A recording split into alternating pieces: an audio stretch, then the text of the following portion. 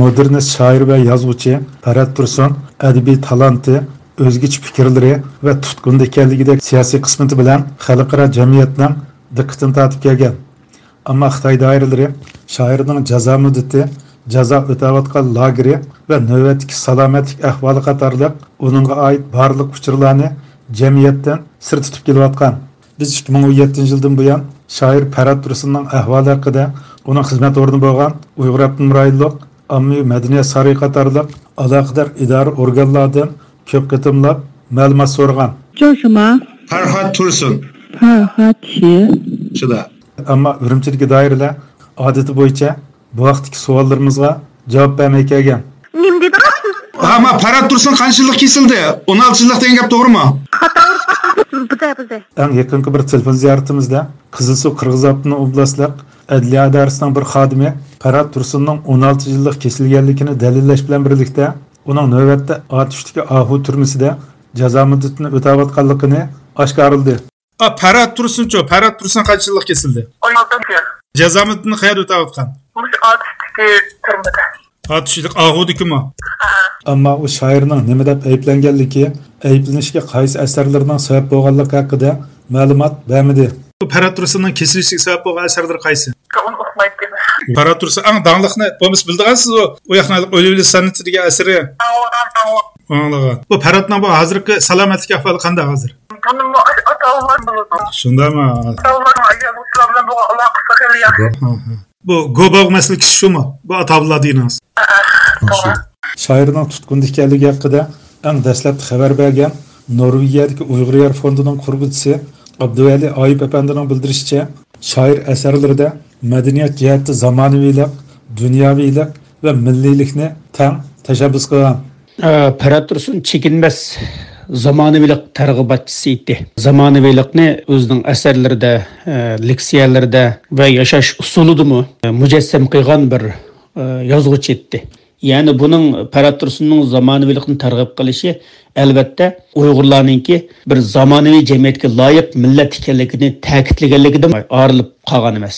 Masalan, Farhod Tursunning ona til deb bir she'ri bor. Bu she'rda bu nuqta yaxshi ifodalangan. Farhod Tursunning ona til degan bu she'rida shu zamonaviylik talpinib tirishgan bir odamningki zamonaviy jamiyatga borgandan keyin o'zining ona tilini yo'qotib qo'yib, shu ona tiliga tashna bo'lib, zarqan bir xil kayfiyatni ifodalab bergan. Shu bu yerda Farhod Tursun tashabbus qilayotgan zamonaviylik bu milliylikni inkor qilgan zamonaviylik emas, balki zamonaviylik talpilgan bir Uyg'urning talablaridan rad qilgan tuzumga bo'lgan qarshilik, bo'yinturuqqa bo'lgan tipirlash tinibarat bu bir tuyg'uni aks ettirgan.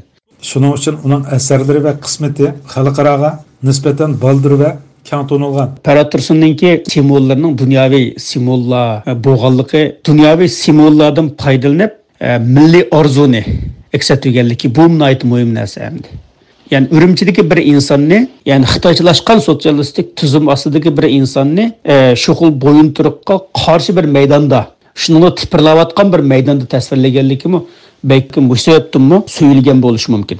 Abduvali Oyibning alayda eskartishicha, u zamonaviylikni ilgari surganda xurofotlikqa qarshi turish bilan birlikda va hatto uningdimi bekrak mustamlikchilikka qarshi turgan. Farhod Tursunning asarlarida bu nuqta noiti masalan bu dunyoviylik nuqtasidan insonni dunyoviylik nuqtasidan kuzatimiz degan chog'da Xitoy targ'ib qilayotgan Xitoychilashgan kommunistik qiliblar va tizgin tushaklarga qarshi chiqqanlik. Musayabdan u Uyg'ur elidagi cho'ng tutqunda eng dastlab tutilgan Uyg'ur sarkillari qatorida o'rin olgan. Mazkur adliya idorasi xodimi Farhod Tursunning 2017 yil tutqun qilinganligini ta'kidladi. Bu tutilgan vaqt qachon bu Farhod Tursunniki? 2017 ning oxirlarimi? Bu Ahu turmasidan qaysi kamerda ekan bu? Kamer nomeri bormi? 0605. Onda bu kamerning o'rni 6-qavat bo'lib oshmamdi. Yoki 6-maydonda bo'lamdi. Farhod Tursunning vakillik xarakteriga asarlarini tilga olib o'tgan Abduvali Oyib. Farhod Tursunning vakillik xarakterlik asarlari desak, bu nasriy asarlaridan O'lvili san'ati degan romanini tilga olish bo'ladi. Ondan povestlardan Masih cho'li degan postni tilga olishga bo'ldi. Ondan buning she'rlaridan Tarim daryosi degan bu she'rni tilga olishga bo'ldi. Ondan hikoyalarini deyish to'g'ri kelsa, Dadamning beg'i degan hikoyani tilga olishga bo'ldi. Menimcha mush asarlarni tilga olsak bo'ldi. Dadamning beg'i, Tarim daryosi, Ulveli san'ati, Masih cho'li. Abduvali Ayub shoirining Tarim daryosi nomli she'rini Uyg'ur jamiyatida eng so'yilgan she'rlar qatorida eslab o'tdi.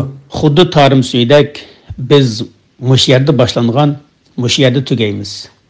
Biz hech yerdan kelmagan, hech yerga bormaymiz. Agar Xudo yaratgan bo'lsa insonni, bizni Xudo mush yerga yaratgan. Agar odam o'zgargan bo'lsa maymundan, biz o'zgargan mush yerlik maymundan. Yuqorida shoir Farhod Tursunning Atışdagi Ahu turmusida jazo muddatini o'tayotganligi haqida anglitishib berdik.